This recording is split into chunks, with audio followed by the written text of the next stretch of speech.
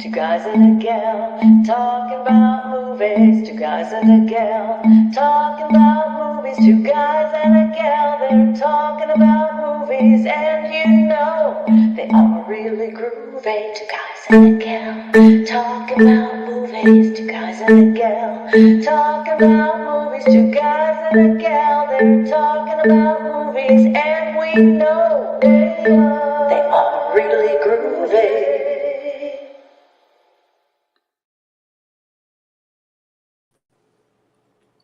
We are groovy, and we're all here because we have our special guest. Elana is here again to regale and we have Rory with his hat, and we have Manny who was going to wear the hat but has an even cooler hat. So there you go.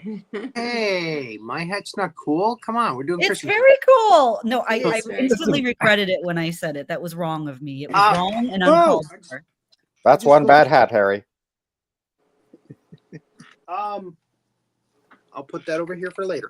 5-second rule. I ate half my popcorn listening to Renee and Elana geek out about legal notes that they understood, and I just wanted to point that out. So I got my popcorn tonight, but I already ate half of it. He was eating so much of it backstage because I was waiting, so that's why I said, we gotta go. Yeah, see, all the fun stuff really happens behind, off camera. We have to do a show about legal movies. Yeah. But court drama kind of. Oh Courtroom my drama. gosh, that would be so great. And A Few Good Yeah, Men let's is do great that. too. I was just thinking about A Few Good Men again. Yeah, we've mentioned My some, cousin so- Vinny would be on my top 5 fun. list for sure. Yeah, all right. Did you Let's say stop. you? What's a Ute? Yeah, one of Fred Wynn's, not his last role, I don't think, but certainly. No, But, no. Yeah. No, he did Disorganized Crime after that. I think that was his Oh. last big one. Okay. Yeah. All righty. Well, yes, we are here to talk about Christmas movies and Christmas adjacent movies, as we're calling them. That's good, Movies yeah. set around Christmas time. Well, before the show, we were talking about how there's a lot of Christmas movies, and there's a lot of movies that just for some reason take place at Christmas time, but the message really isn't about Christmas. Mhm. Yeah. So Manny said these were Christmas adjacent movies, which I think is funny. I'll get out. Yeah. Thank you. I have my moments. So, all right. Well, let's jump right into it. And as our guest, Elana, you take the lead here. Okay, I have some Christmas movies. I have some Christmas adjacent movies, and I actually found some Hanukkah movies because Hanukkah is the 25th this year, so I thought we'd throw some of those in too. But my number one favorite holiday movie is Elf. I can't help it. This movie is it's just joy. It's just every time I see it, I have a giant smile. It makes me so happy. For some reason, I guess because I'm Jewish in a, world where there is Christmas, you feel like you're missing out. And so Christmas is like, it has this mystique to it, and it's something you want to participate in. And Elf, it's just, I think the holidays are supposed to be about happiness and cheer and goodwill, and this movie is all those things. Plus, Santa is actually a Jewish person. The Grinch person is actually a Jewish person. So that's kind of fun too, if you think about it. Ed Asner and James Caan are both Jews. So Yeah. the Scrooge guy and the Santa guy. So it's kind of like I'm not, watching it. It's like Hanukkah Christmas celebration of Boris happiness. Karloff was Jewish. Boris Karloff, but Boris Karloff. That's the Grinch guy. He was the voice of James the Grinch, Caan. the original cartoon. Yeah, he was the original. Oh. That's what he's referring to. Yeah. Oh, But James Caan, I'm yeah, he plays a talking- very Grinchy. Yeah. He's kinda- Oh, I'm she's talking saying that. about the Okay. 2003 All right. So movie. the James Caan character. Okay. So Got it. James Caan is actually Jewish, and Ed Asner. Like, wait a minute. Ed Boris Karloff Asner is British. really Jewish. Like, I just found this out. This was pretty cool. He was raised Orthodox, and his name was Yitzchak. So that was pretty fun. But in my heart, and I don't feel this very often, in my heart, I just love Elf, and I'm slightly embarrassed to love it as much as I do, but I do. And I love Zoe Deschanel so much. So that is my number one. Yeah. Cool. You're not going to believe this, but I've never seen it. Oh I my hear from God. people it's a very funny movie, but I've never seen it. Oh, if you Wow. just want to be happy, just watch it. Yeah. What I've It's the seen, it's happiest movie very ever. over the top Will Ferrell, and that's saying a lot for Will Oh. Ferrell. He's usually over the It top. It is Yeah, so but- over the top, but it is just like, and I'm sure it annoys some people, but to me, it is just such happiness. Like, I want to watch it so bad because just like Rory, like I've seen scenes because people make memes out of it and reels out of it, and I love Will Ferrell and I love Zooey Deschanel. I want to see it so bad, but for whatever reason, like I've just never put down the moment to like watch it. Same here. So I think now it's I'm like there. slightly I'm inspired. embarrassed. I think there's like a little thing about it, like you're not supposed to like it or something, but it is just pure joy, and you know, like Yeah, I love I movies just like that. Love that. That's Yeah. the thing about it is he's so over the top, happy joy, Yeah, that like the other characters like James Caan just can't stand him. and it's great. But Oh, that's the funny thing is like seeing other people be like more Scroogey and he's like this joy and innocent being, Yeah. right? yeah. Scrooge, there And- we go. Scrooge was a And Jew. he's He's a got to giant be. guy walking around in an elf suit everywhere in Manhattan, and just watching the people's like reactions to him. The other thing though that I read that I thought was really great is that they offered Will Smith to do an Elf 2, and he said, absolutely not, you can't do an Elf 2. And that warms my heart. Like, he knows that it's this thing that just happened and it's beautiful, and it just is, and we need Let's to not just ruin leave it, it yeah. alone. Yeah. Just think of Yeah. all the money he gave up to, like, Yeah. you know, not do Elf 2. So Yeah. And you know, I'm not the biggest Will Ferrell fan. I mean, I like him in some things, but this is it's I agree. He's over the top, but that's the character. He's playing Yeah. this character, and the character's over the top because he is just full of joy, full of love and acceptance, and just, you know, he's filled with the spirit of Christmas. But my favorite, I love Ed Asner as Santa Claus. I think that's probably one of the best Santa Clauses. especially when I found out his name was Yitzchak. I thought, Yeah. how sweet is how Yeah. adorable is that? So, yeah, I got to admit, didn't make my top 5, but it is in my honorable mentions. So, Mhm. all right. I'm sorry. What? Again, Well, there's you a lot just of have movies. to watch so- it so you can talk about it next time. Yeah, we'll have to. Yeah. Okay. We'll do the legal show. I'll watch it and we'll talk about it during the legal show. There you go. Yes. Yes. There you go. All right. Well, I'm gonna go and say my number 1 Mhm. is a romantic comedy, and it is Love Actually, which is, I would say this is definitely a slightly Christmas adjacent, but there's a lot of Christmas content in this movie. And I mean, just look at that cast. It's an incredible, probably almost all the best British actors and a couple of Americans in there. I mean, you got Bill Nighy, you got Hugh Grant, Colin Firth, Emma Thompson. It just goes on and on. It Liam looks like a Neeson. Harry Potter hallmark. It it's a Harry. It's yes, Harry Potter. Harry. I can't say that. Harry Potter Hallmark. Yes. And if you haven't seen it, it's a group of interlinked stories of these various characters, some of whom are related to each other. Hugh Grant plays the newly elected Prime Minister of Britain, and he kind of eventually has a thing for one of his assistants, even though he's like, oh, no, I can't.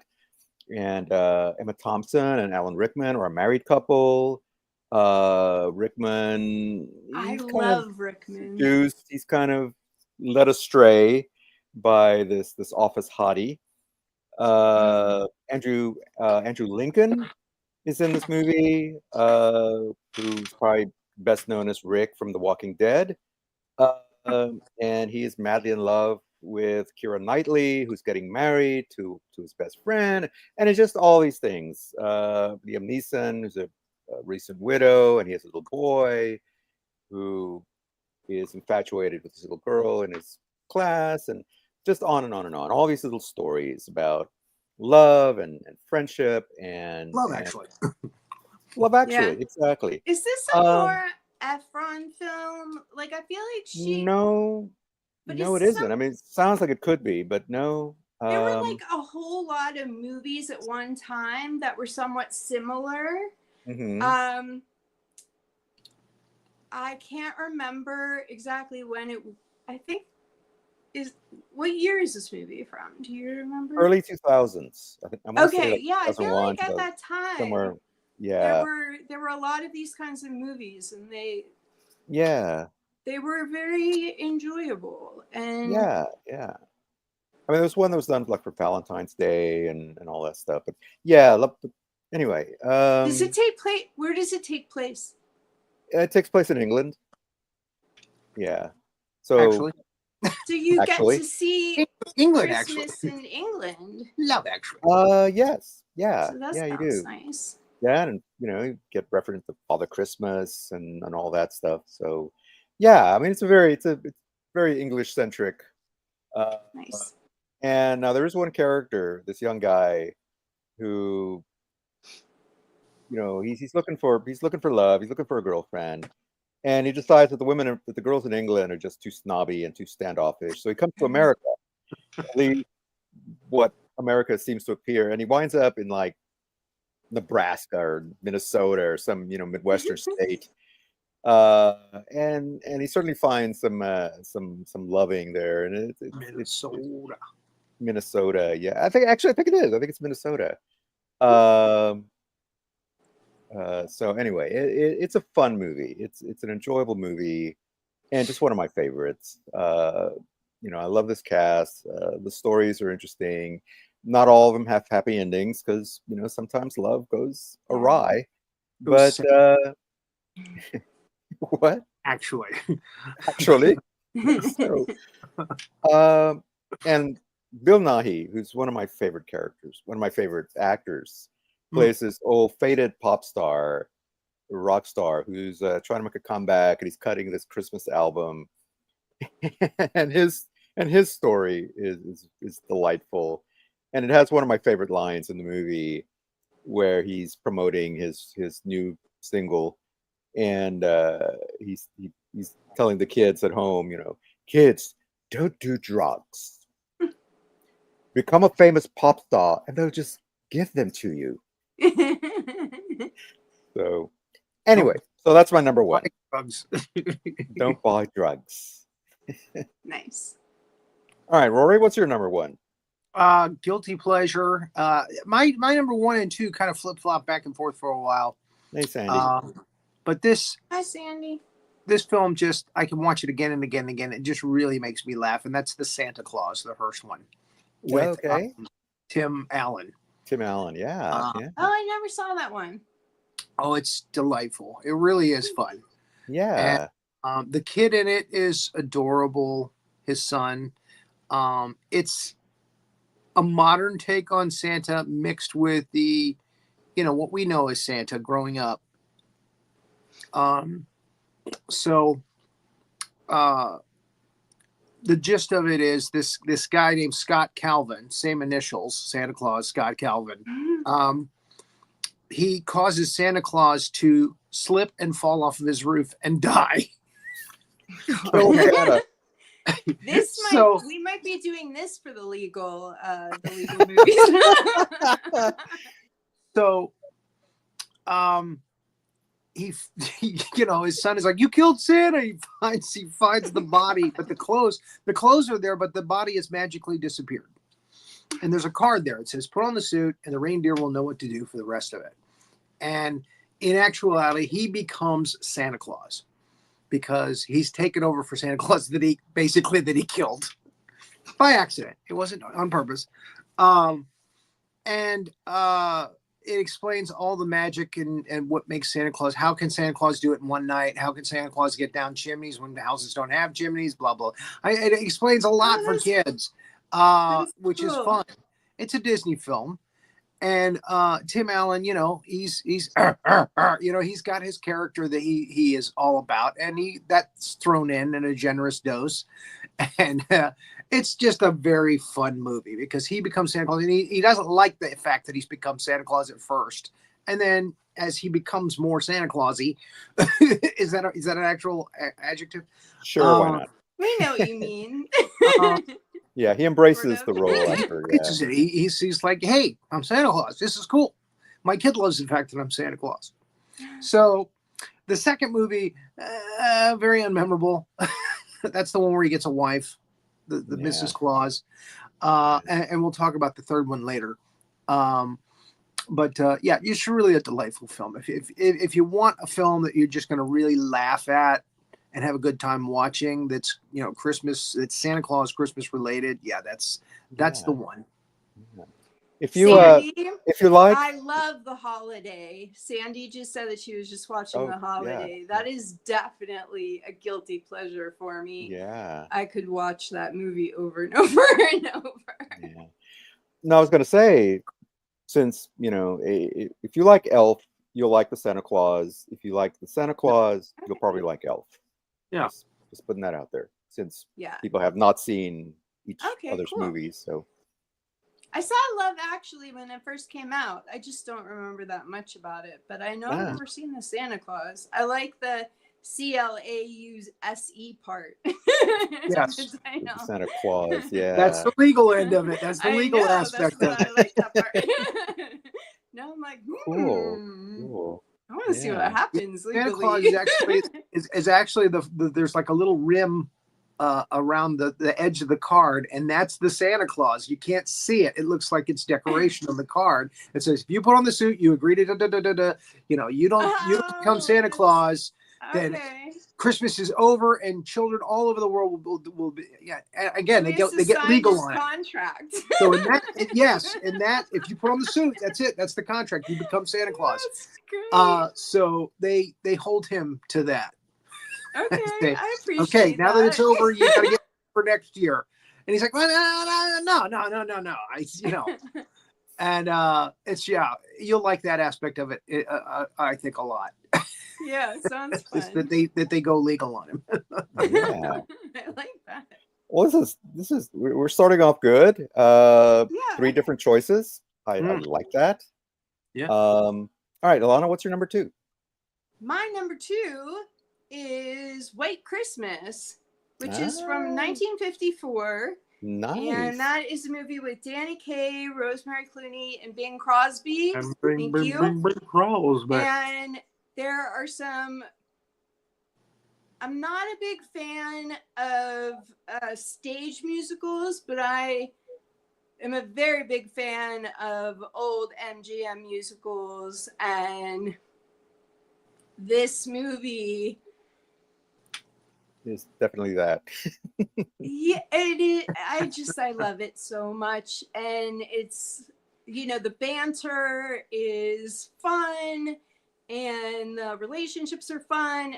It takes place at Christmas, I guess, but it also has to do with Christmas because they're entertaining.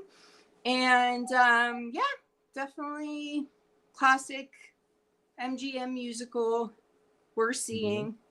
Yeah. Awesome. I was wondering if somebody was going to bring up White Christmas, and Absolutely.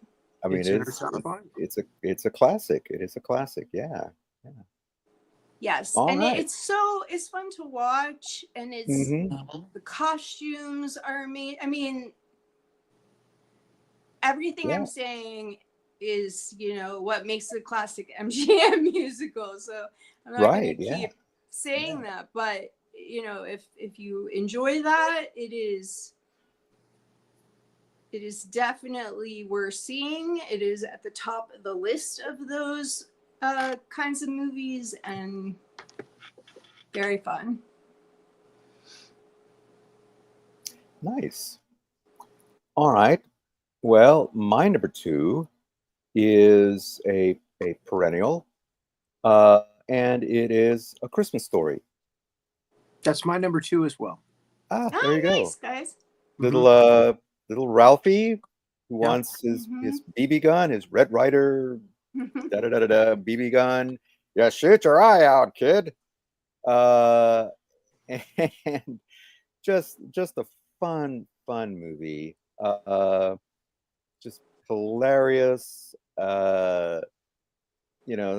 And Gene Shepard, who wrote the story that the film is scripted from, is an incredible American writer.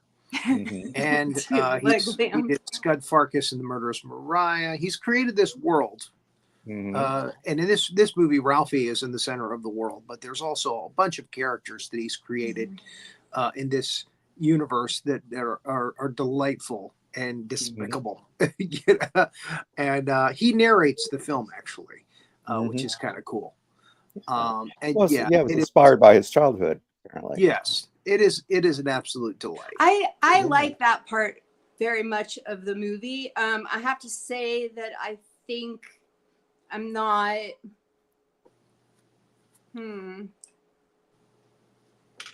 I don't feel like I'm the audience for the movie, and so I mean, I think that that's pretty, obvious. But there are a lot of really good things about the movie. I like that it's being narrated by his older self. I had a tough time watching that pole scene. It is brutal. I actually, it didn't happen to me, but actually somebody actually did that when I was in junior high, of all things. You would think you would know better, but no, somebody did that. They stuck their tongue on a cold Man. I mean, but like metal that's what pole. we did back then. Like I was looking, the movie came out much later than I thought it did. I was a little kid. I thought that it was older than that. So I thought that was really interesting. Wait, what year is it from? What year is it from? I can't remember what year it's from, but it was later than I thought it was. 70s, I think. I thought it was from like the 60s or something. I think it's because it takes place so much earlier. Yeah, because I thought it was from a long time ago too, but you're right. But the movie is more modern, like when they do the leg lamp thing and all that.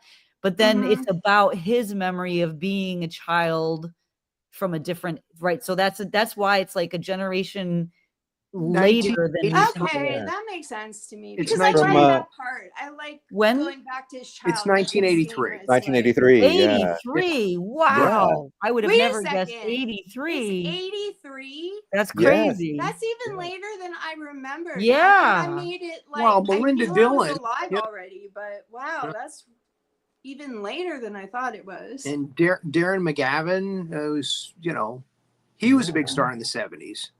Yeah, and he was older. You're right though, Renee, because definitely since I guess this guy is in real time in what doesn't seem like the 80s, it seems like the 70s, and then you go back to like the 50s, it has that like 50s movie feel, which I enjoy about, his childhood scenes. Yeah. So And Ilana, why is it that you said you're clearly not the audience for this? I want you to say what you wanted to say there, because I might have something to share about that too, but I want you to say. I think that there's certain Christmas movies that are made like for people who are celebrating Christmas and who, learn about Santa, and, that's being raised Orthodox Jewish. Like I didn't know any of that stuff when I was young. I was in a shelter bubble. And so I knew about Christmas. Every little Jewish kid knows and wants Christmas. But this movie seemed to me to be about like, I don't know, like what I'm going to say is not exactly what I want to say, but it seems almost like an insider perspective and I'm an outsider.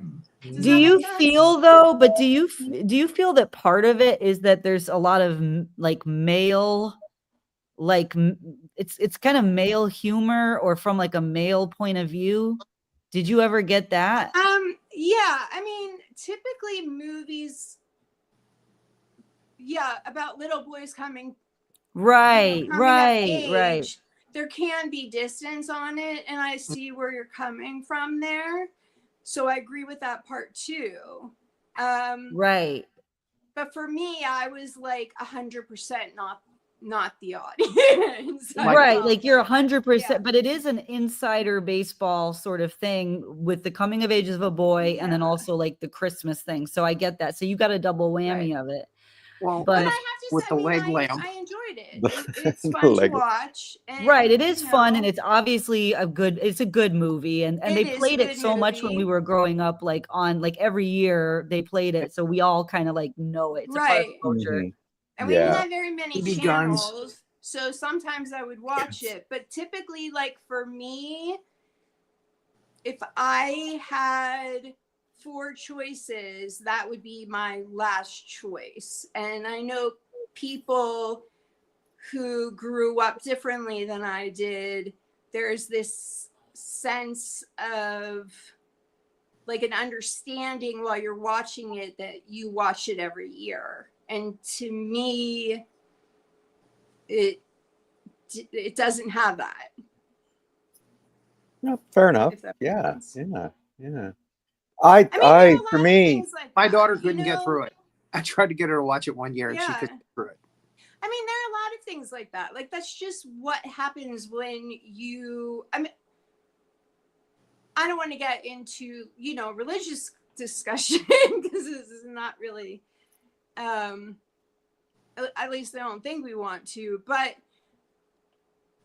there are just certain things when you're a small group of the population that you are not going to, Christmas I always loved Christmas. I always wanted Christmas. I always wanted a tree. Like for me, I like to look at the good side of things. So it was like, ooh, what friends do I have that can invite me to Christmas? It wasn't like, oh, I don't understand it and I'm stuck in this world, but really like you are, because the first time, I saw like a Jesus cross, I was 23. So like, it's just a different world. Yeah. Well, and as Christmas movies go, it's a very unorthodox take on Christmas. And I think that's something I probably am missing too. You know what I mean? So thanks to the bumpus, they end up eating in a Chinese restaurant at the end of the movie. That was hilarious. I Rory, love that part of the movie. Yeah, Rory, what is it that your daughter didn't like about it? I'm so interested in like the new generation. She just said, she just couldn't get through it. It wasn't for her. Just like I tried to get her to watch Monty Python and the Holy Grail. It just wasn't for her. She didn't like the British humor, I guess, or the dry humor. And I thought she would love it. And no, just wasn't for her. I think there's something mean about this movie. And I was going to say that. It's very dark and mean. Which I love it. I'm not saying I don't love it, but it is. I don't know the people It's that a see it every year dark, and they feel mean like Christmas inside movie. it and stuff. They Yes. feel that, but for me, it's like they're bullying this kid Yes. constantly. Like, do I really want to watch that every year? No, I saw it once, and that's great, but I'm not the audience, and I would rather watch something more pleasant, like Elf. But that's what Rory is getting at when he said, I forget how what Rory said, but he was like, yeah, it's not really like It's an unorthodox. it's unorthodox. It's supposed to be like, you know, what is the word I'm thinking about when you're irreverent? It's supposed to be irreverent, Yeah. right?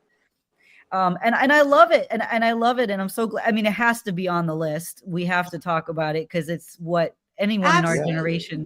But yeah, there's like a mean feel about it. It's like Yeah, not right? Elf. It's the anti-Elf. Yeah, it is. It's the anti-Elf. Yeah. Well, yeah. I mean, this is somebody's childhood memories, and I'm sure Yeah. sometimes, things that, people He wants a get BB bullied. gun, and hey, it'll put his eye out. By gosh. Put his eye out. Yeah. Even Santa. But that's funny because like that's something I heard all the time when I was a kid. Like don't do You that. put your eye out? Your eye out. Like don't go out without a hat on. You're going to get pneumonia and die. Like Well, Santa Yeah. Claus, jettisons kids down a slide to get rid of them. He even pushed him with a forehead with his boot to get him to go down the slide. It's a boot to the head. Exactly. Yeah. What's so brilliant about it now that I'm older, like, because of course, Elana, like you and I were saying, we grew up like we saw it when we were kids or whatever. But now I'm starting to appreciate the whole point was that it's kind of over the top and scary because it's the coming of age thing. So like when you're a kid, Santa does appear terrifying and weird, and he's just a stranger.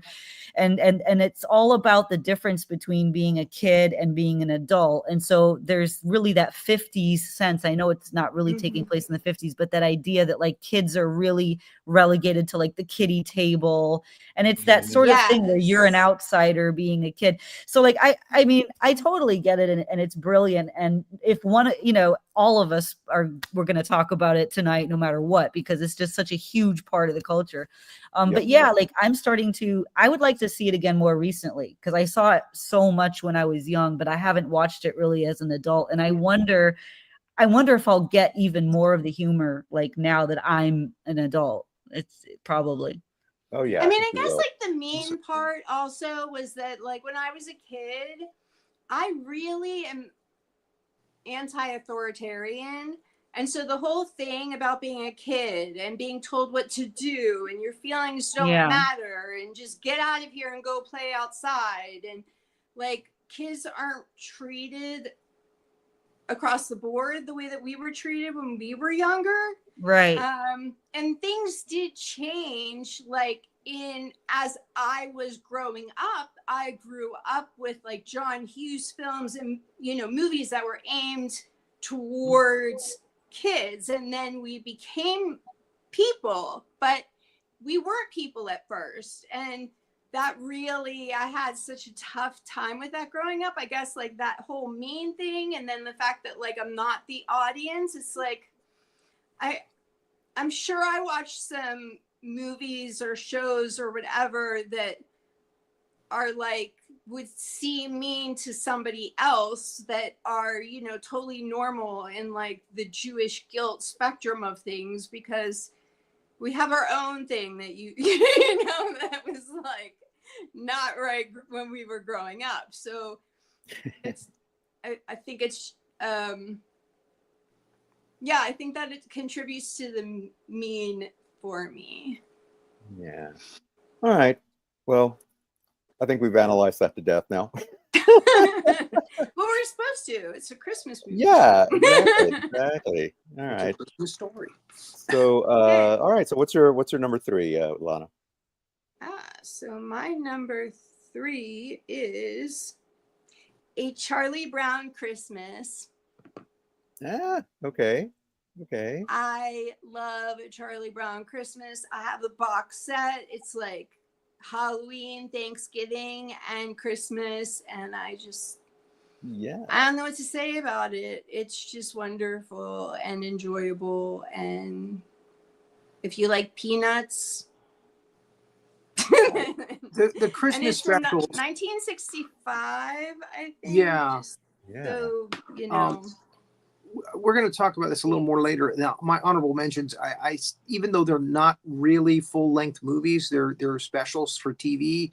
Yeah, the Christmas specials that we got every year that started with Rankin Bass, the Rudolph the Red-Nosed Reindeer, which was a humongous success, and then Charlie Brown followed up the next year, like you said, and again, humongous success. Yeah. And again, that is so much our culture growing Mhm. up.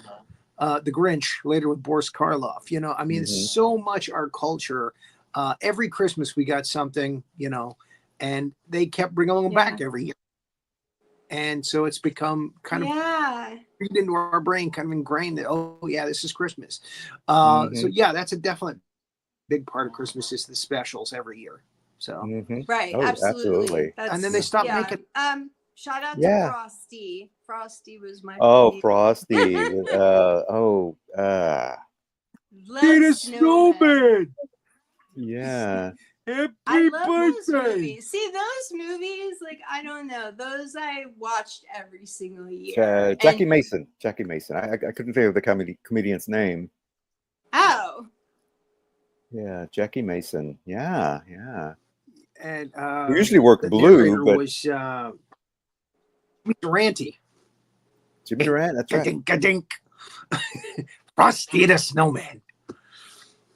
That must But have the been best some part magical. of that Yeah. one was Billy DeWolf as the magician. I got to be nasty, nasty, nasty. He wants to get his hat back. Mm-hmm. I wonder what year And those came out. Paul Frees did the voice of Santa Claus, which is really weird because that's the voice of the ghost host from the Haunted Mansion. 1969. But yeah, that was. So Frosty Yeah, was. that was. Yeah, so it was like a clump of them, I guess. 65 was 60s, Charlie Brown. yeah. 69 was Frosty. Yeah, we watched all of them. That was every the single first one year. to go full 2D animation too, because they used to do them with puppets, you know, little puppets in animation. We talked about this when we did the Nightmare Before Christmas. Yeah. Yeah, that one was they went with animation, just regular animation, and they did another one too, The Night Before Christmas with Joel Grey.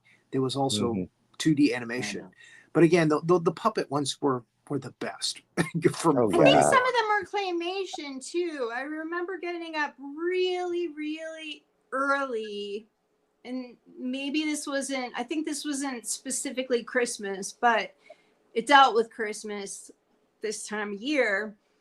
My favorite show when I was little was this little offshoot show of a I believe like a church, and it was called Davy and Goliath. Davy and Goliath. Yes. Yes. I love that show. Kind of like Gumby, yeah, except up with at more like religious 5 twist. in the morning because Yeah. that's when all of those church shows would start Sunday morning at a certain time, and like way before, so early, was Davy and Goliath. Davy and Goliath. Yes. Loved that. I think it was the same people who made Gumby. Yeah, I think it was Clokey. Yeah, that was, I believe, claymation. Claymation. Yeah. Of course, I love Gumby and Pokey. I thought that was. Oh, I loved Gumby too. That was a fun show. And the blockheads and yeah. Elana, you got to go to YouTube and find. There was an SNL sketch. It's actually a song. You know what I'm gonna say, don't you, Manny? No, yeah.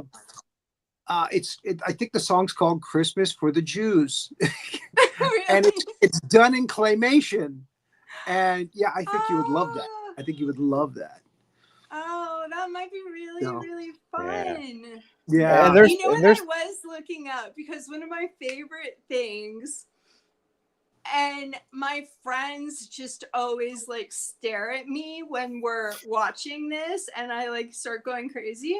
South Park, Kyle is Jewish, and he does Right. this song about being a lonely Jew at Christmas. And my friends are like, why do you love this? And I'm like, because he gets it. Like, You can relate. like, Yeah. He what understands is it? the way Kyle through. Broblovsky guess what it's like. But yeah, that sketch, I think that was written by Bob Smigel. And it's He did brilliantly some done. I good mean, the stuff. animation is Yeah, I Yeah. remember him. Now there's some spoofs of Davy and Goliath that you probably want to avoid if you have fond memories of that, because they get pretty raunchy. David Well, Berkowitz. it's so funny because it was teaching these like morality lessons, and Yeah, you David know, I'm a Berkowitz, yeah. Jewish kid, so they think I'm going to hell. Like I'm not going to get their morality lesson, you know. Yeah. And I didn't mean to offend anybody, but that was kind of what like those preachers were preaching back then, you know. And I'm like this little Jewish girl who can't wait to watch Davy and Goliath and then go back to sleep real fast so don't hear about how I'm going to go to hell, you know? There you go. Yeah. Okay. All right, Manny, what's your number 3? My number 3 is, this is probably going to be a deep cut. It's also a Disney movie, but it's definitely not the Santa Claus. It's called One Magic Christmas. Okay. With Mary Steenburgen and Harry Dean Stanton. Oh, I like him. And this one, it's a little dark in places, but Mary Steenburgen plays this woman who is not, she doesn't feel the Christmas spirit for one reason or another. And I don't think it's ever really explained why, but she has lost all the Christmas joy. And Harry Dean Stanton plays a Christmas angel who was actually this cowboy who saved some kids from drowning and then wound up dying himself, but he became an angel because he did this selfish thing. And so now he kind of looks for people who've lost the Christmas spirit and tries to get him back. Well, it's also a little bit of a riff on It Happened One Night, because all these terrible things happen to this poor woman, which you would think, okay, how is this going to bring back her Christmas spirit? Because her kids almost drown. Her husband gets shot in a botched bank robbery, and her kids are on the back of this car that the bank robber steals or takes off in, and winds up in the river because the cops are chasing. All this stuff happens to her, although the angel does save the kids. So, and the little girl, she has 2 kids, a boy and a girl. And the little girl, she's all about Christmas. She's all about Santa.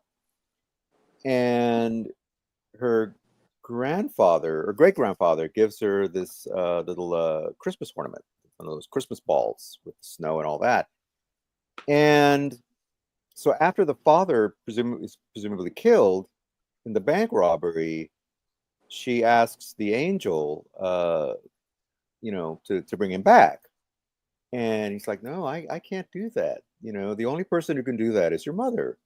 He's like, my mom, but how could she do that? So the little girl winds up going to the North Pole through magic and meets Santa. And it's a wonderful portrayal by Santa. I don't know who the actor is. In fact, his name's not even in the credits because they really wanted to keep it a mystery. And I didn't even bother looking it up. But it's a great portrayal, and he's actually not American for once. He has kind of a Germanic accent, like you would expect from a Norwegian bishop that Santa Claus was originally modeled after.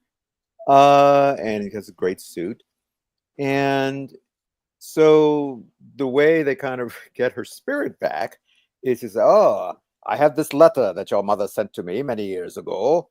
I think you should give it back to her, and it can remind her of when she was a little girl and she believed and all that. And so he gives the little girl a letter. She comes back home and the mom reads the letter.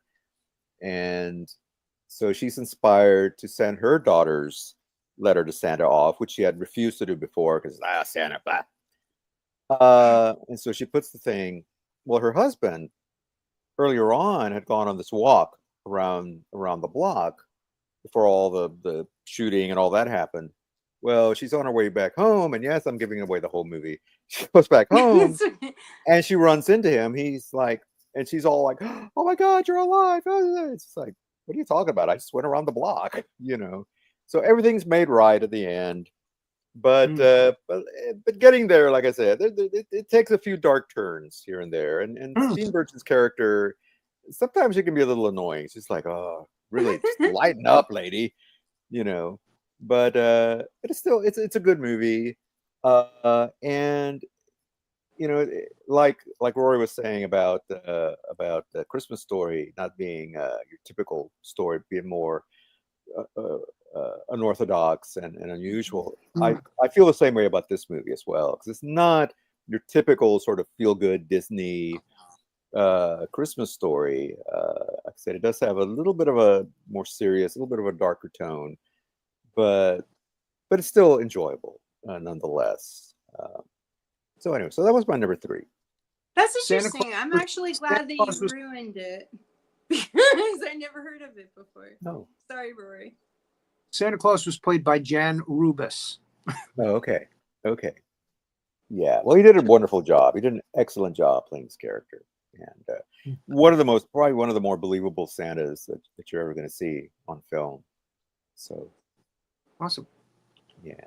My number Anyway, 3 is an old classic, A Christmas Carol, the original with Alistair Sim. Oh yes. I just love the characters in that movie. I don't think they've ever topped it in my mind. My number 4 is Scrooged, which is the Michael O'Donoghue That's my talking number about 4. Dark Christmas. That's my number 4 too. Yeah, Bill Murray. Oddly enough, that's my number 4 as well. Really? We all picked Scrooge to be our It's number so 4. good. So That's again, so we all know the funny. story of A Christmas Carol. Let's just jump right to number 4 and talk about Scrooge, which is a modern take on A Christmas Carol. Yes. Yeah. With Bill And, Murray. Bill and Murray. It's Yeah. so fun. Delightful. Yeah. So tell me And just for time what you liked about the continuity, movie, Elana. Tell us what you liked about the movie. 1988. Yeah. You know, I never really there's certain things that I just never really understood about the movie. And so I'm sorry about the whole Christmas future and Christmas past, and Scrooge actually made it more modern for me and made me understand things that were going on. And I love Bill Murray. Bill Murray is just, every time he's on the screen, he makes me happy. And so yeah, it was very enjoyable. I felt like I was part of the audience, and I think the movie's for anyone. Mm-hmm. So I really enjoed it. Yeah. I love Carol Kane and David Johansen as Christmas Past, and you know, modern versions of past and present. Yeah, that's the taxi driver. Yeah, all right. Yeah, you know that. Niagara Falls. There you go. Yeah, and of course, Carol Kane. I love bopping him on the head. Just great, and Karen Allen, of course. Even Bobcat Goldthwait's in it. It's just great cast, great story. And if you're familiar with the Christmas Carol story, John Forsythe, Robert Mitchum, just an incredible cast. It's really I feel like when I was watching it, I felt like I was I didn't feel like I was watching a holiday movie. I felt like I was watching a movie, if that makes sense. Yeah. But yeah, it's but you know, I know we skipped over Christmas Carol, but yeah, that's one of my favorites as well. The early 30s. I mean, I think they captured that whole Dickensian feeling of the story. and the ghosts are great. I do like. I got to say, one of my favorite versions is one they made for TV with George C. Scott as Scrooged. Uh, that was really good as well. But the old black and white ones, yeah, I always look forward to seeing those. It's When true. It was originally released in black and white, Mhm. but there is a colorized version, and if you can Yeah, find it, it's yeah, very good. It's very good. It's very good yeah, colorization. Beautiful. And it yeah, really, really do a good job with it. yeah. So, all right. Well, we talked about number four. What's our number five? Okay, Unless so somebody has more to say about Scrooged. No? Okay. Alana, um what's your number five? so what I did next is I have a number of movies that happen at Christmas time. Okay. Um that are not Christmas actually adjacent films. Christmas movies. Right. One is Die Hard. Die Hard. See, so I tried to be different. So I put Edward Scissorhands, which Okay. Yeah. is a gorgeous Yeah. movie, and I don't know what to say about it. It's Tim Burton. It is heartbreaking and beautiful, and watching it, it's like it's humans, but they're kind of like in a snow globe, and everything is very fairy tale Mm-hmm. like, and it is a beautiful movie. And the reason why I think it's important that it does happen around Christmas time is because it does have the snow globe like quality to it, and the snow is almost another character, and it's just, I'm going to use the word beautiful. I'm trying not to use Yeah. it as much. Yeah. Last show I just kept using it, but it is a very beautiful movie and a very good It is. movie. Yeah. You mentioned Alone fairy 1 and tale. 2. I think Burton, that one is probably as close to a visual fairy tale telling Mhm. that I've ever seen. I mean, yeah, that whole movie it just feels magical. One of Vincent Price's last performances before he passed. Johnny Depp, probably one of the best characters he's ever played. Winona Winona Ryder. Ryder. Anthony Michael Hall actually playing a bad guy in this one, or a The bully. costumes are Yeah, just amazing. amazing. This Yeah, everything, yeah. every detail is just perfect and Alan Arkin. Alan beautiful. Arkin. Yes, yes. Alan Arkin's done a few Christmas movies. Yeah, yeah. Cool. Well, yeah, you mentioned Die Hard. So- That's my number five. I'll just throw that out. It is my number five. Uh, and Christmas until it is Groover. Christmas adjacent. It is definitely Christmas Mhm. adjacent. I mean, it's a straight up action movie, but and of course, this is the movie that pretty much made Bruce Willis a star, a movie star. But yeah, I do consider it a Christmas movie. You know, and it's funny we talk about Scrooge. It's all our number fours. The other movie that almost beat it was Trains, Planes, and Automobiles, which made my honorable I've mentions never list. seen that. That's a Thanksgiving movie though, isn't it? Is it? I thought it was. I thought they were going home for Christmas. Maybe it is. Maybe I was. Yeah, I was misremembering that. I just remember there's a lot of snow and stuff. So I probably, yeah, You might be right. It might be he's trying to get home for Christmas. I think so because I remember him carrying a lot of packages and stuff. Like he was trying to, and Steve Martin were just like, oh yeah. But anywho, the reason I say that is because she says gobble gobble. The lady who's the car rental. Couple. Just before he gives her the F-bomb laden speech of the century. I want 4 tires. Yeah. Yeah. Anyway. Yeah. All right. Alana, what's your number 5? You just said Oh, it, wait. Did you say your number 5? Mine was Edward Scissorhands, right? Yeah. Edward says, okay.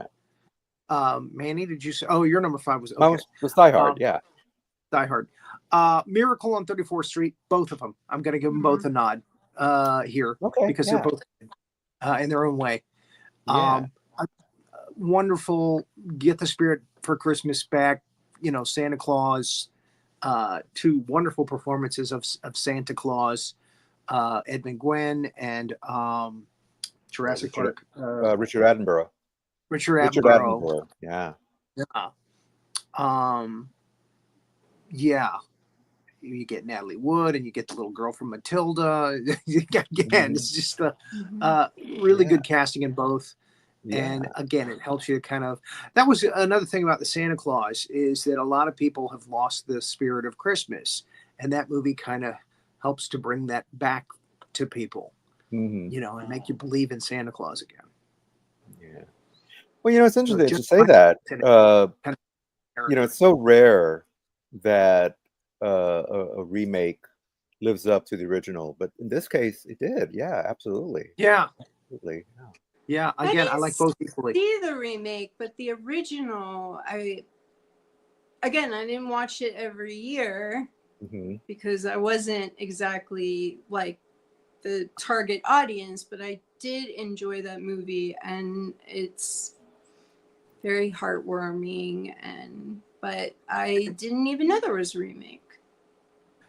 Christmas classics too, the black and white ones, all get colorization. Yeah, eventually, White Christmas. That one got colorization. It's a Wonderful Life is another Christmas adjacent movie, about the spirit of Christmas and angels and whatnot. That's you can find that one in color too if you look hard enough. So I'm happy about that. There are other movies White I would Christmas love to see was color that they haven't done. Absolutely beautiful in the colorized version. I just saw it a couple years ago.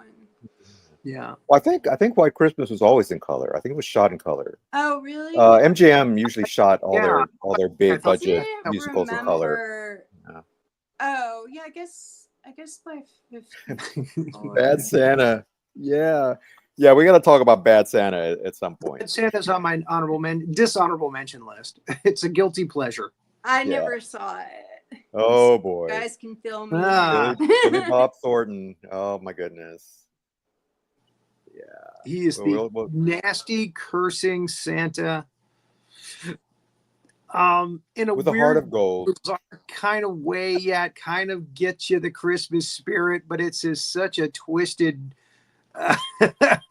journey to get there. It's wow. Yeah. What else can I say? Exactly. Again, it's one of those movies that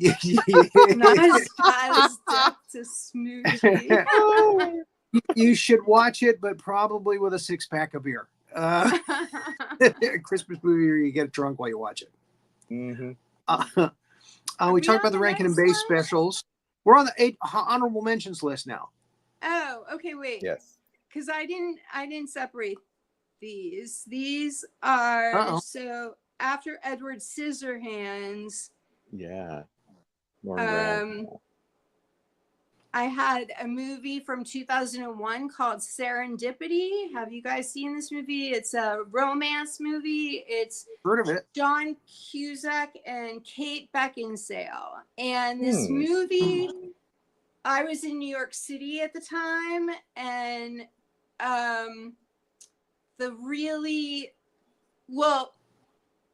it's somewhat of a typical romance, except for it's against the backdrop of New York City at Christmas time. Okay. So they go ice skating, they walk, all around New York City at Christmas time, which is absolutely an amazing time of year to be in New York. Mm-hmm. And The movie made me angry because you couldn't actually go to the candy store because the stupid name of the movie made the sales of the candy store shoot up. But it was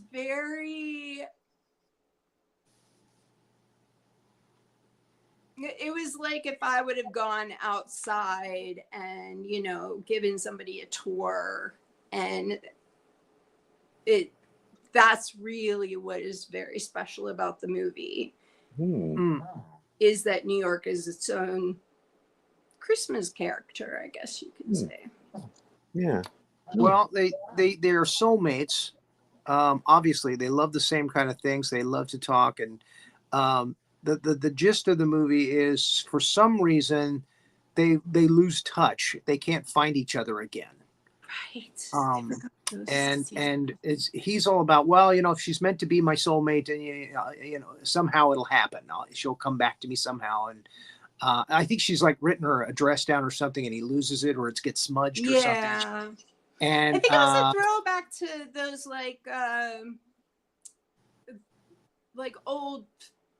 older romance movies. Yeah. It was pretty formulaic, but I've never seen it, but it was. But I mean, it's a nice movie. A charming romance. And again, like you say, it's basically hey, John, postcard for New York. Hey, John. Hello. Happy holidays. Yes.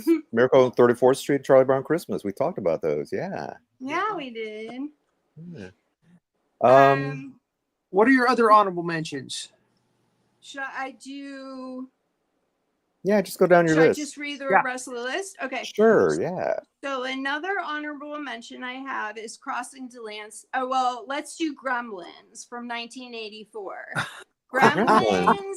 So I wanted to be a little bit different. Christmas adjacent, yeah. Figured that people who celebrate Christmas would have more of a connection to certain movies than I have, and so I kind of made my top movies that were sort of different. I mean, I watch Die Hard every year. I love Die Hard.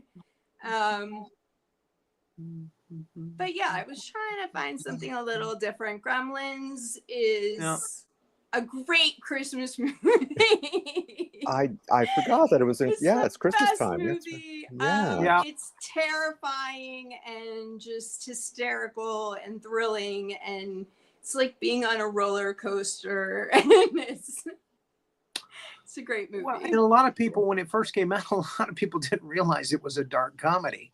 That whole scene where she talks about how her father died a couple of Christmases before. Everybody was like, "Oh my god!" Oh no, I can't even imagine. They do a riff on that in the second one where they have was it Abraham Lincoln Day or something where somebody else dies. So that it's like, okay, you didn't get the gag the first time, you'll definitely get it this time. I think so. I was 10-ish when I saw it, and so I think because I saw it growing up, it's kind of. What were they calling it? They were calling it a comedy horror film. It is basically. Well, it's Joe Dante. So yeah. Oh, and my favorite part is I think it's Stripe when he starts isn't it Stripe that's like the bad? Yeah, he's the bad one. Starts eating the leader of the Christmas bad one. lights and put them on the front porch, like they're like totally destroying the whole house, and it's super fun. It is a fun. Yeah. So the next one I have 2 Hanukkah movies.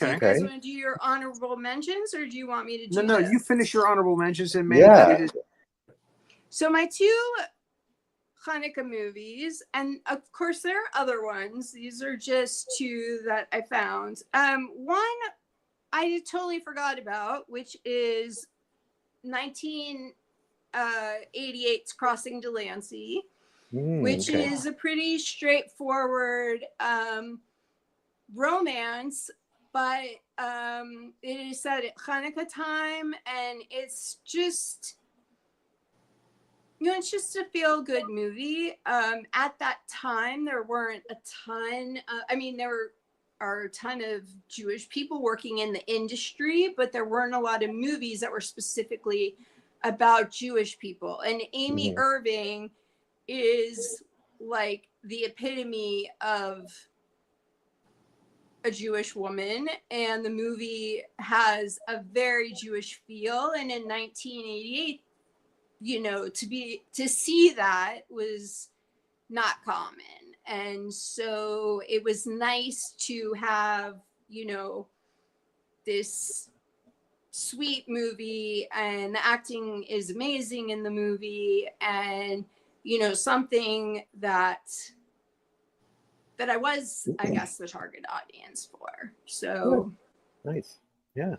the other one is the Hebrew Hammer from 2000. Yes. This movie is hysterical. It's Adam Goldberg, and Adam Goldberg, I believe, was raised Orthodox, and he completely embraces his Judaism, and that's just him. But this movie, he works certain stereotypes into it, and at first it was kind of annoying because I felt like he was playing to a different audience. But then at the same time, it's like, I was like, this is totally ridiculous. Like, okay, he's walking around on a normal day with like a prayer shawl and a gun, and he's like the Hebrew Hammer with like a prayer shawl on. Like, there's just these little details that, this, I was definitely the audience for. This is like, there's silly little things that come up, and his mom is always like giving him this like half, oh sweetie, and this half like really brutal guilt trip every second. And it's a very ridiculous fun movie that I recommend if somebody wants to watch. Oh yeah. A Hanukkah movie. Cool. And when we were preparing for the show, and you were like, I don't know any Hanukkah movies, and we told you 8 Crazy Nights, which Sandy mentioned earlier. Right. Adam Sandler cartoon. I still need to see that. I haven't seen that yet. Yeah. But I had fun. time to watch one movie, and I guess for me, like, I'm used to Adam Sandler movies, and so seeing another one wasn't,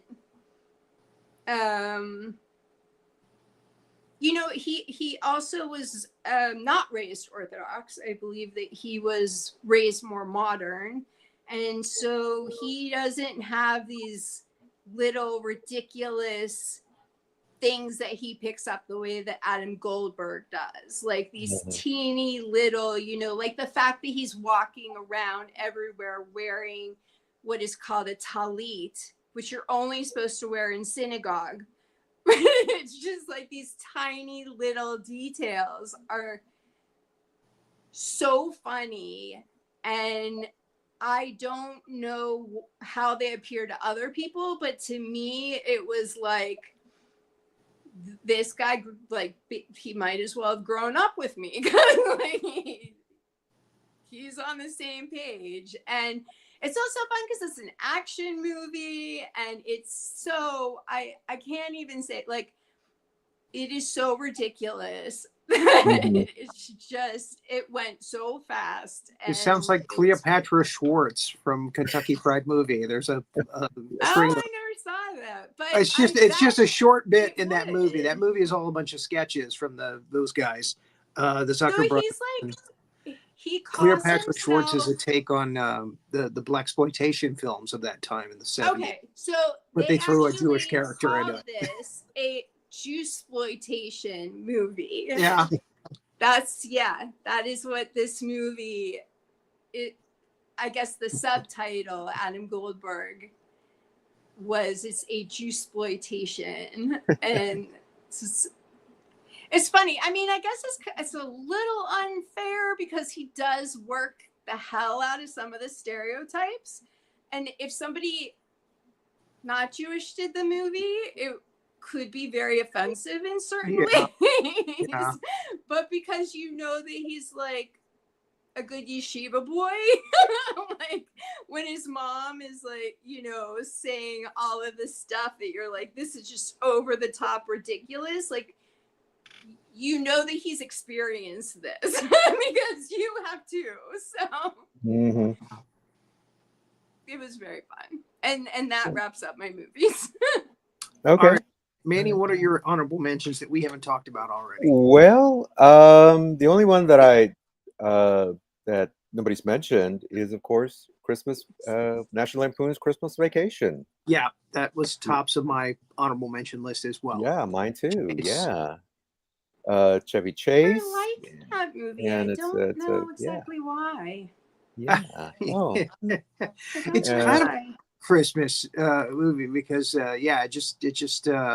it's all about him wanting to get a special Christmas bonus and he doesn't get it, and cousin Eddie and his family show up. Oh yeah, Randy Quaid, probably one of his best. You got room for us, Clark? Yeah. It's funny, and it like I have seen it quite a few times. But William Hickey, who we've talked about on the show before, not recently actually, and Mae Questel, who is the voice of Betty Boop, but she's very old, or she was very old when she did this play, the older matriarchs of the family, and they are very funny in the movie. I guess all the characters are funny in their own. They're way. all They are all very funny. It's a very, if you haven't seen it, treat yourself. It's a very fun Christmas movie, and I think it's the funniest National Lampoon film from that series, the Griswold series. So, So, yeah, I agree. I mean, the first one was good, but Christmas Vacation, it's like everything that couldn't go wrong goes wrong. You know, it's one of those kind of deals. and so, yet, yeah. All right. Well, that wraps up my list. oh, okay. Santa Claus 3, The Escape Clause, is the other one in the Santa Claus series that's good, and I'll tell you why. Marty Short. Marty Short is in it.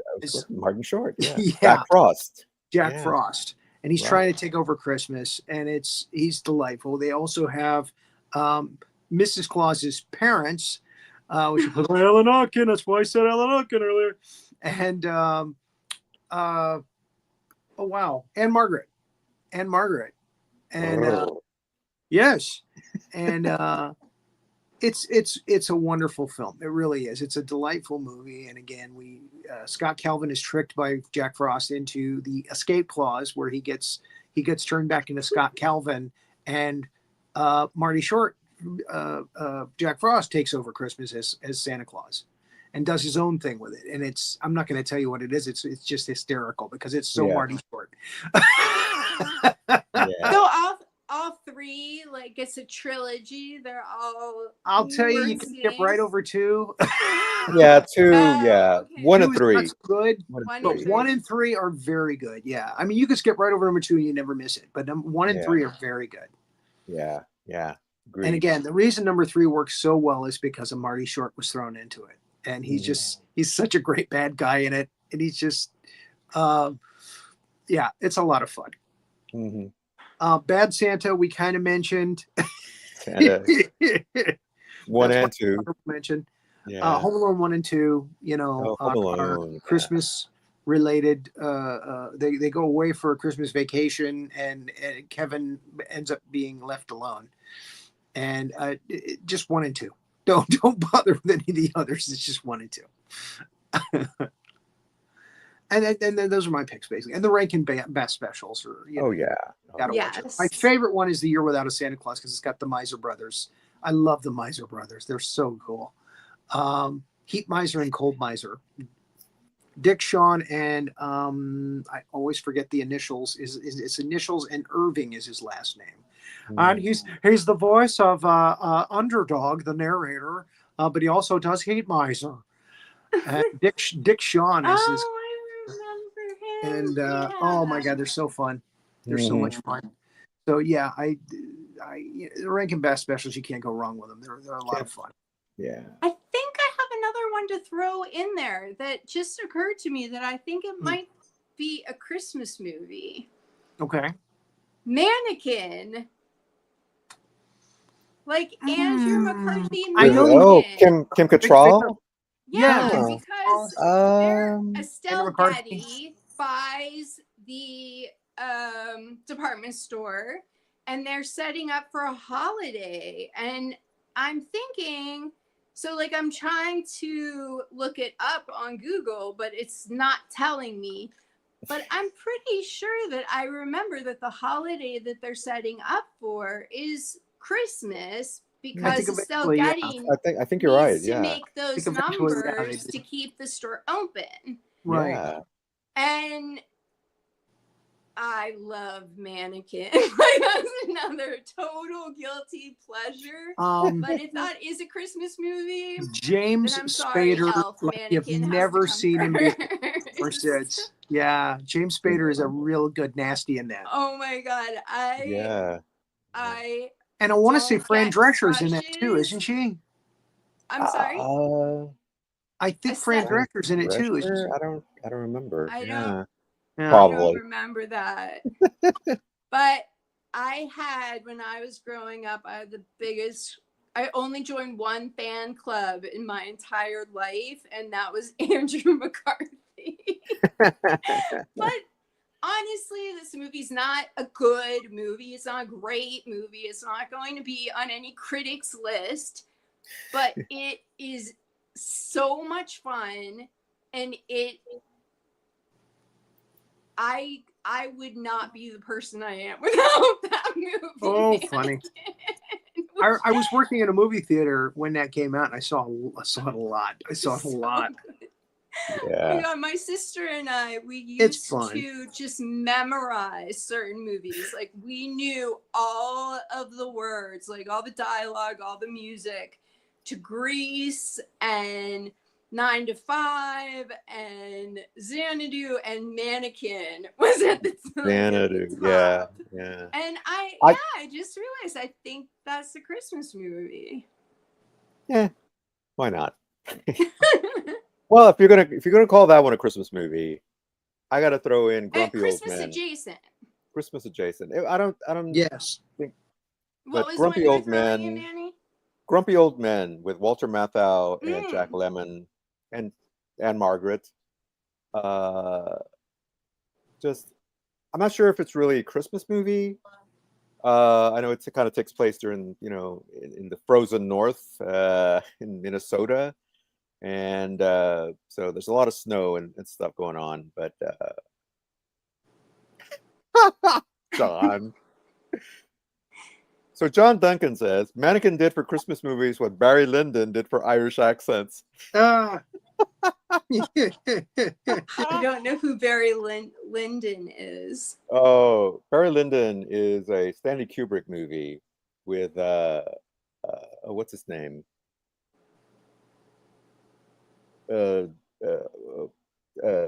O'Neill.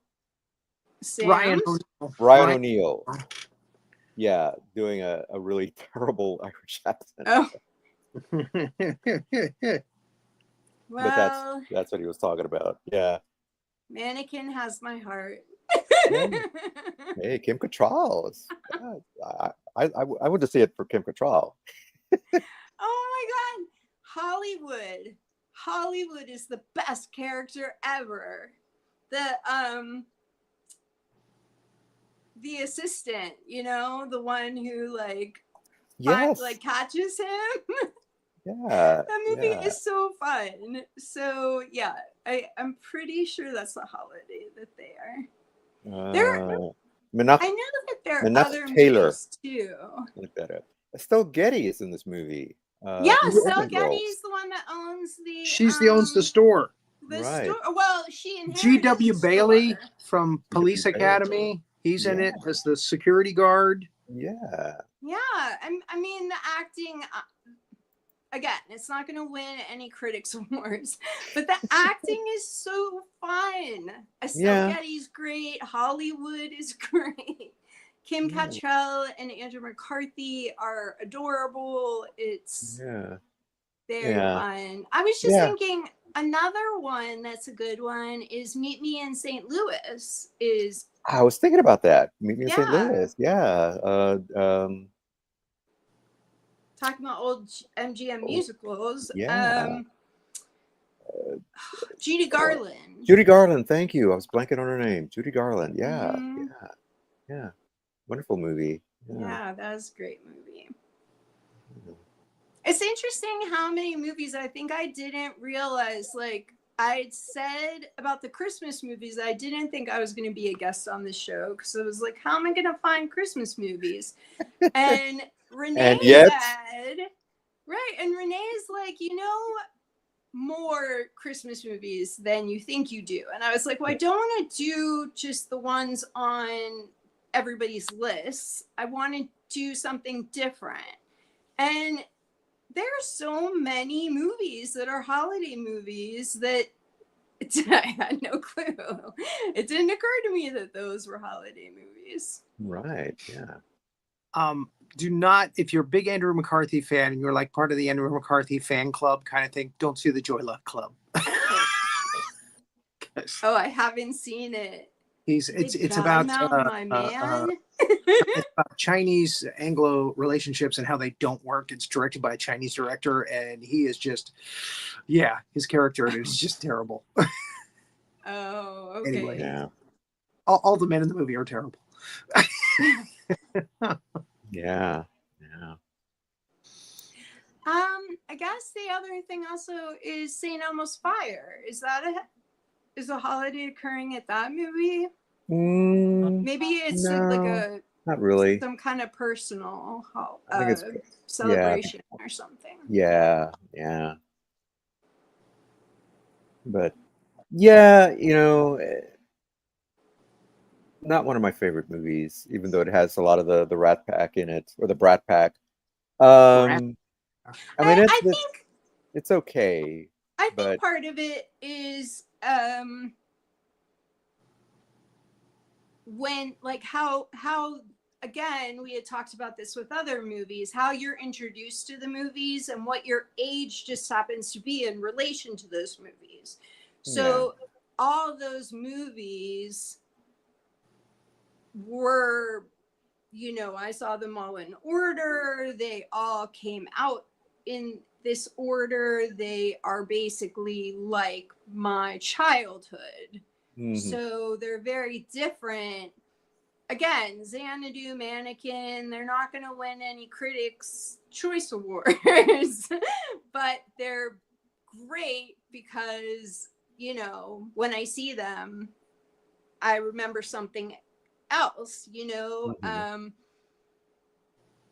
like, I guess that's one of the cool things about a movie like Crossing Delancey, it's not over the top, it's subtle, it's just, a pretty basic movie, but there is a lot of heart in it and a lot of things that, you can identify with, so. Right. Well, okay. Well, there's fun. Yeah, this is fun. Turn myself into an old man. St. Elmo's Fire was very much. My hat Yes, thing in the it's true. Yes, John. Yeah, I think. Yeah. Once you're out of that age, it's like, grow up. Right. It's funny because my sister's 4 years younger than me, and I have a lot of friends who are 4 years younger, and they'll like things, and I'm like, in my head, there's a part of my head that's like, that's for babies. And I know that's so mean, but like, that's, because that's my younger sibling. And it's like, that's what I would, like, ooh, you like baby stuff, but 4 years makes no difference now, Yeah. You scarred her. You scarred her. I scarred I mean, when I saw the movie, I was around that age, around 20s, and so I was like, okay, I can kind of relate to this, even though these are upper class people. But watching it now, I'm like, oh my God, how self-indulgent and just And entitled these people that are. might be a big part of it too, is I was raised in a shelter bubble. And Mm, so I was raised privileged, and their trajectory was what my trajectory was supposed to be because of the class, yeah. element. And no, There were a lot of movies like that at that time, I yeah. guess. But And it see, I kept depended if you thinking, were in the sorry, audience, if you were target audience, that right. it did something for you. And I think I was target audience at that time. Yeah. Well, I kept thinking it was a John Hughes movie, and I think that's what kind of suckered me in. It's like, oh, this is another John Hughes movie, Mm-hmm. but it's not. It's It was not. trying to be a John Hughes movie, and it Yeah. just didn't have that same. It was no Breakfast Club or 16 Candles or No. anything. There's just something about John Hughes and his ability to talk about kids that age, you know, Mm-hmm. in their teens and 20s and so forth, that whoever directed this movie just didn't quite get it. Right. I mean, it's not a bad movie, Well, I but think also they're I they're felt it was trying to trying too change hard. ages during this movie. You know what I mean? They're trying to grow Yeah, up during this movie, and so right. Yeah, there is a certain distance that you don't have with yeah. But I you do know like the theme, though. I do like the John Parr theme song of St. Elmo's Fire. So. yeah. Oh my god, the theme, the soundtracks from like all the movies back then were Oh yeah, yeah, so good. Like yeah. Pretty in 80s, Pink, Pretty in best Pink. soundtrack. Oh, I learned of so many amazing groups from that soundtrack. yeah, yeah. Pretty in Pink and Breakfast Club have my favorite soundtrack. But Pretty in Pink definitely had Yeah, a killer soundtrack. so good. So, all right. Well, thank you, Elana, for joining us for our Thank you so very much for having special me again. Christmas / Hanukkah This was very fun. adventure here. When are we And coming? What are we doing when we come back? when we come back, and now we're going to take a few weeks off for the holidays. We'll be back on January 6th, where we'll be taking over the Capitol. No, we won't. So no, we'll be back on Monday, January 6th, and we'll be talking about maybe one of my favorite Presidential actors. I'm sorry. What? presidential movie. No, we've No, done that done that. already. We've done that. No, but speaking of which, What are you doing? we are going to be talking about Mr. Harrison Ford. Oh, jeez. That's right. There are a lot of good movies. A lot of great movies. Why did it There. have to be snakes? That's right. Yeah. And one of the things that inspired me to talk about Harrison Ford is there's a video game that's recently been released that is based on the Indiana Jones character. And I've been watching some of the playthroughs on YouTube, and I'm like, it's a game, but oh my God, it's better than the last two movies put together. Whoever wrote the story for this game should have been writing the movies, because he gets it. He gets the character, and they didn't get Harrison Ford to do the voice, but the voice actor, his name is Troy Baker. And oh my God, at first I thought it was Harrison Ford, but then it's like, no, it's this voice actor, but he's got the voice down pat. Mark Hamill does Really- a good Harrison Ford. Yeah, and yeah, but this guy, you forget that it's not Harrison Ford. Did they but get anyway. John Reese to Sala? No, In no, the Sala character isn't in it. Yeah, but they should have had him in there. And he might show up. I haven't watched the entire playthrough, but anyway, Harrison Ford. Thanks. So that'll All be right. on the 6th when we come back. Okay, we'll do it then. Next year. Next year, that's right. Yes. So, all right. So what's coming up on the rest of the week? Tomorrow. I sound like Jeff Goldblum again. Yeah, well, yes. Now we get to see what Monster Zero on Roland's Kaiju Review, Roland Pruitt's Kaiju Review, and then I'm not sure if there's going to be a double feature on Thursday or not. We haven't discussed it, but a Christmas horror story and possibly Santa's sleigh on Thursday. We'll see. If not, we'll work on a way to get Santa's sleigh out there to everybody, which we didn't get to do last Thursday, unfortunately. And I hope somebody's mom is okay. We never got to follow up on that story. Anyway, so there it is. That's what's coming up this week, and then, like you say, we're taking a break until January. Mm-hmm. So, yeah, rest and recharge and come back. Yep. Fiercer and bolder and crazier than ever. I'm sorry. Do a little writing. Yeah, get some writing done. Yeah, me too. Hopefully, because I haven't been able to do it the last couple of weeks. Yeah. It's just so tough to get set aside time for writing. Yeah. Renee, are you still with us? That sounded like I was dead or something. Like, is Renee still with us? Is Renee still with us? Are you still alive? Yes, of course I am. Yes, of course. Good, and we should do yeah. something during the holidays. We should do something impromptu. Maybe will come up with something as well if she can get free. So people should keep tuning in even during the holiday season. We're not going away. We're not planning on like dying en masse or anything. We're not all just doing that.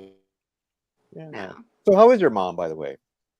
No, she's fine. Thank you for asking. Good.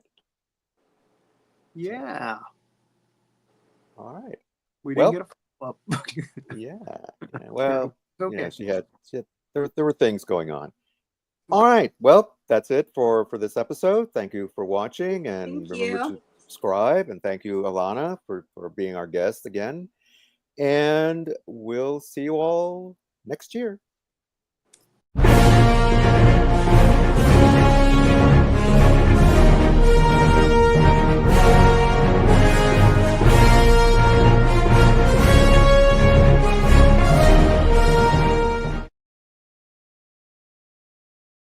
Thanks for watching this episode of Two Guys and Sometimes a Gal Talking About Movies. Be sure to like, subscribe, and click that notification bell to get future episodes.